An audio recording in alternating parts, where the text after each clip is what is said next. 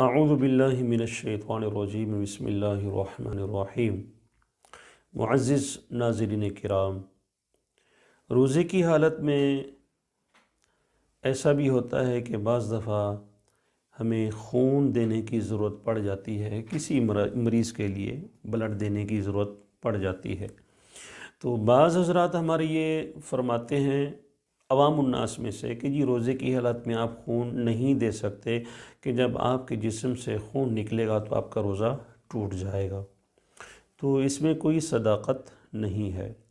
یاد رہے کہ جب بھی روزہ ٹوٹتا ہے کسی چیز کے جسم میں داخل ہونے سے ٹوٹتا ہے، جسم سے نکلنے سے روزہ نہیں ٹوٹتا ہے۔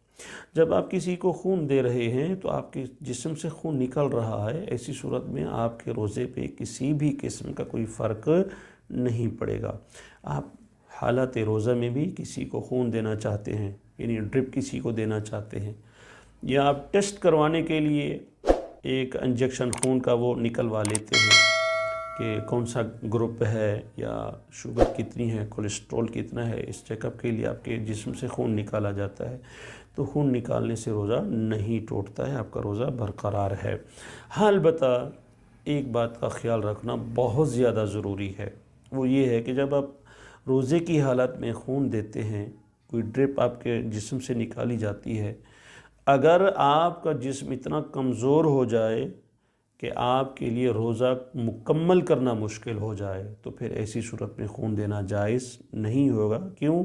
کیونکہ پھر اپنے آپ کو ہلاکت میں ڈالنے والی بات ہے، آپ پریشان ہوں گے، آپ مشکل میں پھنس جائیں گے۔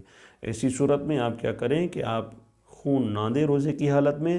ہاں البتہ یہ ہے کہ آپ افطاری کے بعد روزہ جو ہے جب مکمل آپ کا ہو جائے، روزہ کھول لیں، افطاری ہو جائے، اس کے بعد آپ خون دے دیں تاکہ آپ کے کسی بھی قسم کے روزے پہ کسی بھی قسم کا کوئی فرق نہ آئے۔ اللہ پاک سمجھنے کی توفیق عطا فرمائے، آمین۔